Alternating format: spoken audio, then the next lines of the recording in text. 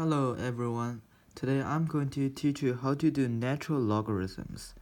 Well, this chapter is in page 42 to 49 in your textbook. So firstly, let's start. What is natural logarithms? Well, it is a log with a base e. So what is e? E is a constant. Well, actually a number that is equal to 2.718 and something. It is an irrational number. Well, when we're dealing with natural logarithms, it is actually the same when we're doing the normal logarithms. So for example, if y equals e to the power of x, then x is equal to ln base ey. Log ey. And log ui we can write into ln y, which is easier.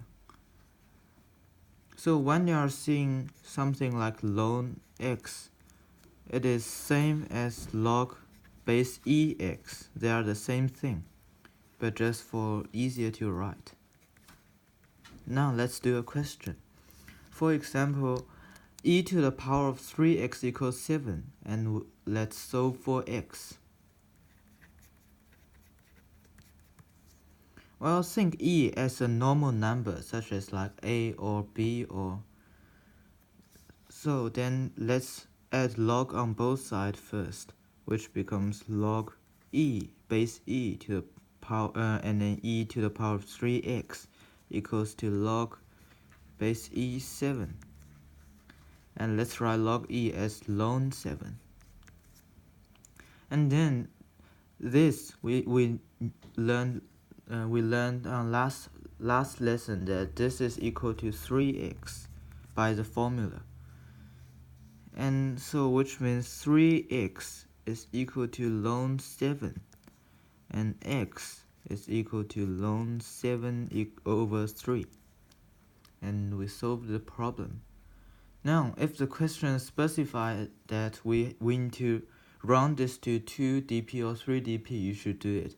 But if says it leaves as exact values, then we need to leave like that.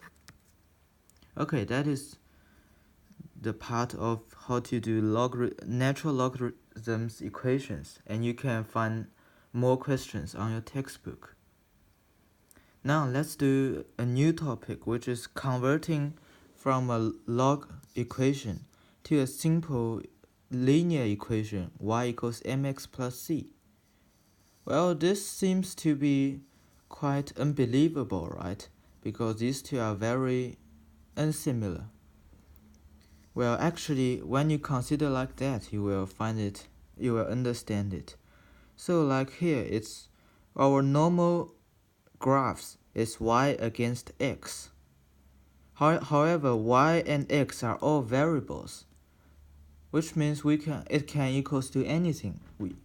Which means we can change y equals ln y, and if we change x to ln x, or we remain the same, probably the result will be totally different. And now let's talk about this. The equation, this is the general equation, which is ln y equals n ln x plus ln k. And if you convert the equation into like this form, then we can say that it can be converted into a linear equation, because we know ln y is a variable, right? And ln x here is also a variable. So we have two variables that is not related to each other. And k is our constant, so which it's not changing. And because our y and x are also variables, this means we can let the capital letter y equals to ln y, and let capital letter x equals to ln x. And then we just change it into a linear equation with y equals nx plus ln k, which is the form of mx plus c. In this case, our y, capital letter Y is equal to ln y, and capital letter X is equal to ln x. However, there's one thing that is very important, which is x and y. The capital letter X and Y cannot contain constants. So for example, we can't assume that the capital letter X is equal to a times ln x. So we can't assume that. So can't assume that. So we have to have it's not equal to. So we can only assume something without constants, such as x equals to ln x, or maybe if we know, or maybe y equals to ln y. Okay, now let's do a question. There's an exercise here,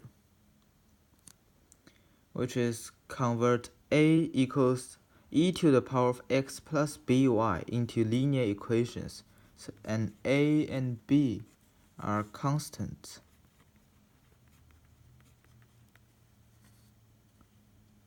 And x, so we want to change a equals to ex plus by. We want to change this equals to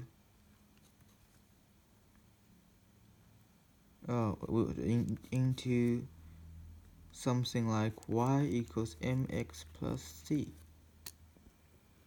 So we want to change that.